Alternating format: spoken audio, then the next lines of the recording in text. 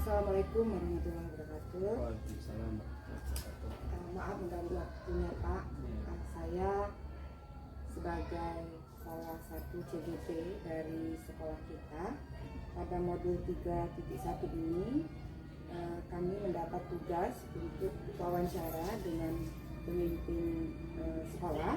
Dalam hal ini kepada Bapak sebagai pelaksana harian kepala sekolah, izinkan saya jika Bapak tidak keberatan untuk melakukan wawancara tentang dilema etika.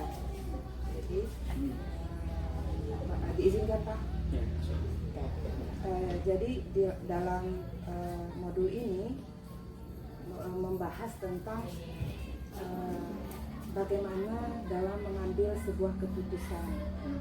Seperti yang kita tahu bahwasanya sekolah itu merupakan sebuah institusi yang di dalamnya adalah pembentukan karakter anak.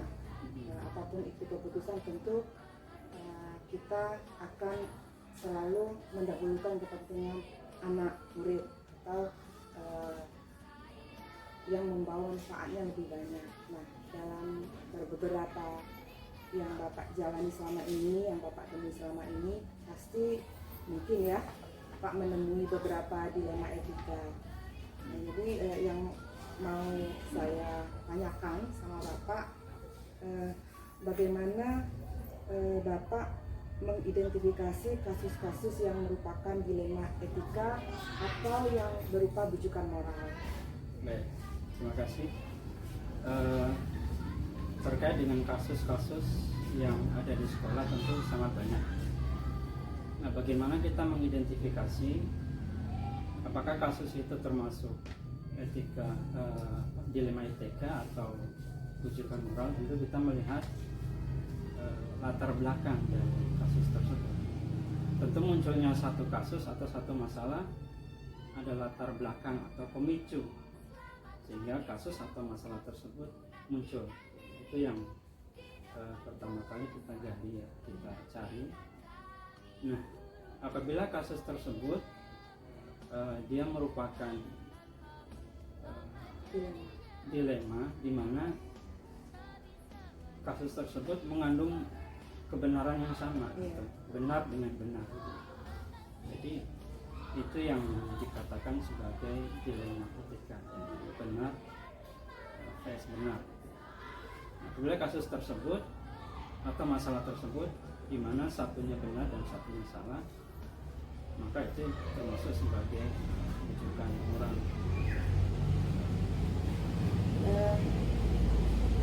Selama ini di sekolah ini, bagaimana cara Bapak menjalankan pengambilan keputusan, terutama untuk kasus-kasus yang sama-sama punya kepentingan, Pak? Ada dua kepentingan yang seperti yang Bapak sampaikan tadi, benar gitu kan.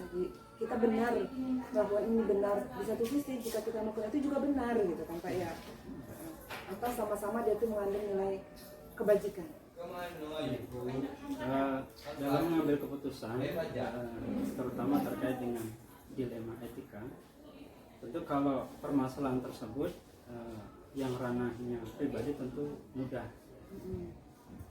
Ini misalnya menyangkut antara dua individu, itu tentu akan lebih mudah. Nah, kalau kasus tersebut melibatkan kelompok yang lebih besar, ya, atau bahkan lembaga lain, tentu pengambilan keputusannya bisa lebih panjang dan membutuhkan waktu yang lebih lama.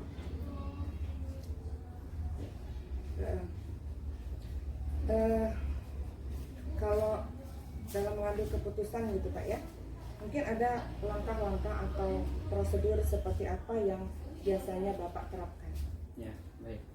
Nah, dalam pengambilan keputusan, seperti di awal saya sampaikan, apabila permasalahan tersebut atau kasus tersebut menyangkut pribadi, misalnya beberapa individu atau bahkan 2 atau 3 individu, itu lebih mudah. Bisa saat itu atau pada saat permasalahan atau kasus itu kita temukan, bisa kita tangani, bisa kita selesaikan. Tetapi apabila kasus atau masalah tersebut kasus besar, katakanlah melibatkan kelompok yang lebih besar atau lembaga lain, tentu kita membutuhkan tahapan-tahapan. Nah, kalau di sekolah misalnya antara guru dan murid, itu bisa diselesaikan antara guru dan murid. Nah, secara prosedural atau hierarkinya tentu di sekolah ini yang dijalankan adalah apabila kasus tersebut guru dengan murid bisa diselesaikan dengan guru dan murid. Apabila tidak, tentu akan melibatkan kelompok pihak yang lebih di atas, misalnya wali kelas. Apabila antara guru dan wali kelas tidak selesai, bisa ke BK atau bahkan ke atasnya lagi dengan wakil-wakil. Dan kalau di sekolah tentunya kita melibatkan pimpinan yang di atas, yaitu kepala sekolah, secara prosedural atau langkah-langkahnya seperti ini. Kalau kita melihat dari pemaparan Bapak tadi ya, artinya kan banyak kejadian yang mungkin tidak kita duga terjadi sehari-hari di sekolah, bisa guru dengan atau murid dengan murid gitu Pak ya. Terus yang lalu murid dengan guru barangkali, atau mungkin juga intern guru barangkali Pak ya. Dan mungkin yang lebih besar seperti kata Bapak, yang untuk kasus-kasus besar mungkin sudah melibatkan ke kepala sekolah ya Pak ya. Nah, hal-hal apa saja yang selama ini Bapak anggap efektif dalam pengambilan keputusan pada kasus yang dilema etika itu Pak, yang benar dengan benar seperti kata Bapak tadi? Baik. Untuk pengambilan keputusan yang dilema etika, di mana keputusan antara satu dengan yang dua itu sama-sama benar, ya. Nah, tentu untuk efektivitas pengambilan keputusan, kita mengambil keputusan yang manfaatnya lebih besar, ya. Atau di antara dua keputusan tersebut, mana yang mengandung sedikit hal negatif. Jadi manfaat yang lebih besar yang kita ambil, atau dengan kata lain keputusan yang akan kita ambil itu katakanlah mengandung hal yang buruk atau negatif, kita ambil yang paling kecil resikonya atau negatifnya. Seperti itu. Ya. Kemudian Pak, selama ini yang mungkin ada tantangan ya dalam setiap pengambilan keputusan, atau hal-hal yang mungkin kita temui yang tidak terduga Pak ya, dalam pengambilan keputusan dilema etika yang Pak mungkin ada Pak? Ya, kesulitan-kesulitan ya dalam pengambilan keputusan. Tentu kita sulit tidaknya kita mengambil keputusan tentu juga terkait dengan masalah yang kita hadapi.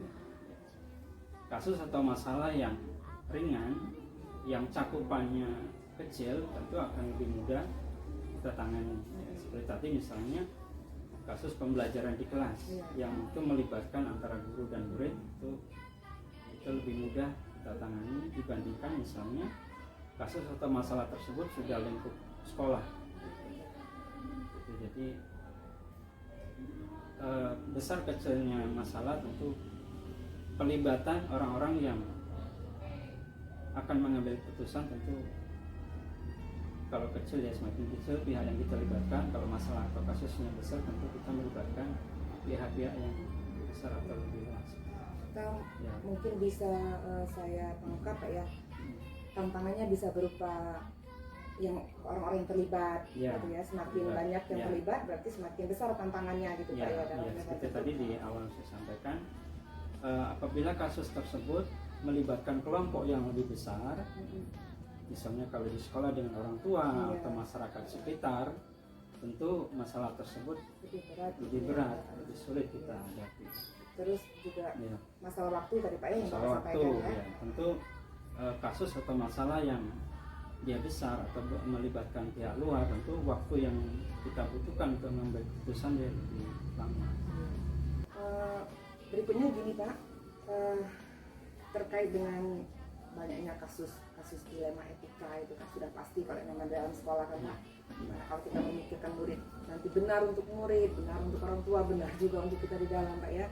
Nah apakah Bapak mempunyai jadwal tertentu atau jadwal tata kala dalam penyelesaian kasus-kasus dilema etika itu, barangkali punya katakanlah ada jadwalnya atau mungkin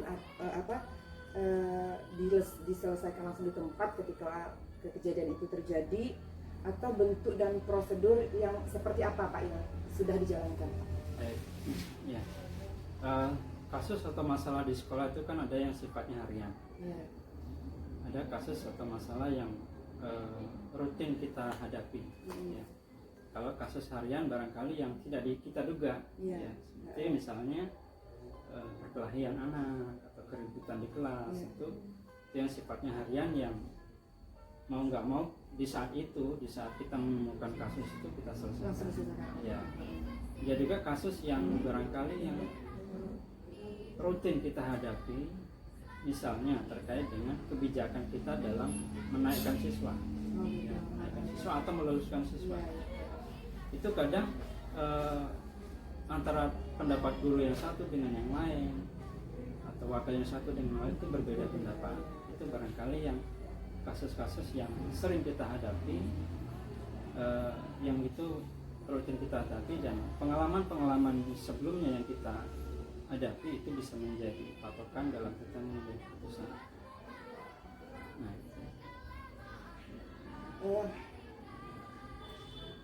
dalam Bapak mengambil sebuah keputusan terkait dilema etika ini, baik itu yang mungkin kasusnya harian, mungkin terduga seperti kata Bapak tadi, ataupun yang terjadwal seperti pas kenaikan kelas, pas kelulusan itu, ada nggak dalam hal ini yang membantu Bapak dalam pengambilan keputusan untuk kasus-kasus tersebut?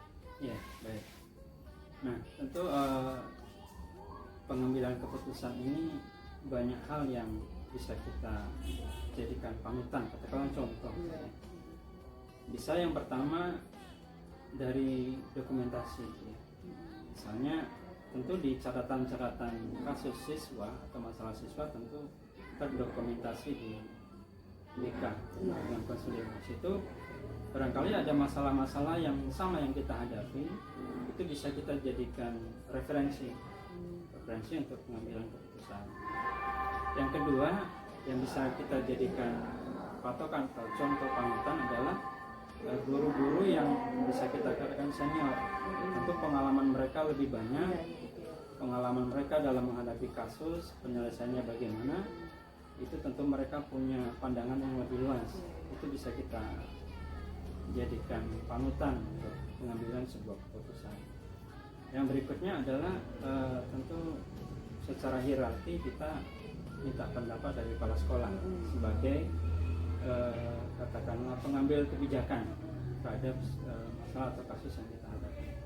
Karena sedikit banyaknya kasus sekolah atau masalah di sekolah tentu secara tidak langsung atau tidak langsung itu berdampak pada pengambil keputusan, yaitu kepala sekolah. Ya. Nah, dari semua hal yang sudah Bapak sampaikan tadi, pembelajaran apa yang bisa kita petik dari pengalaman Bapak dalam pengambilan keputusan dilema etika ini?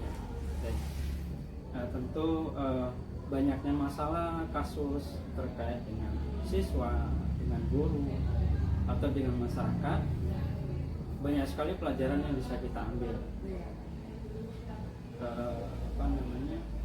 Masalah-masalah yang kita hadapi terutama di sekolah itu kan sangat dinamis. Sekolah itu adalah kumpulan dari guru siswa yang mempunyai sifat karakter yang berbeda-beda. Tentu banyaknya kasus, banyaknya masalah itu manfaat positifnya adalah kita bisa mengambil pelajaran dari masalah tersebut.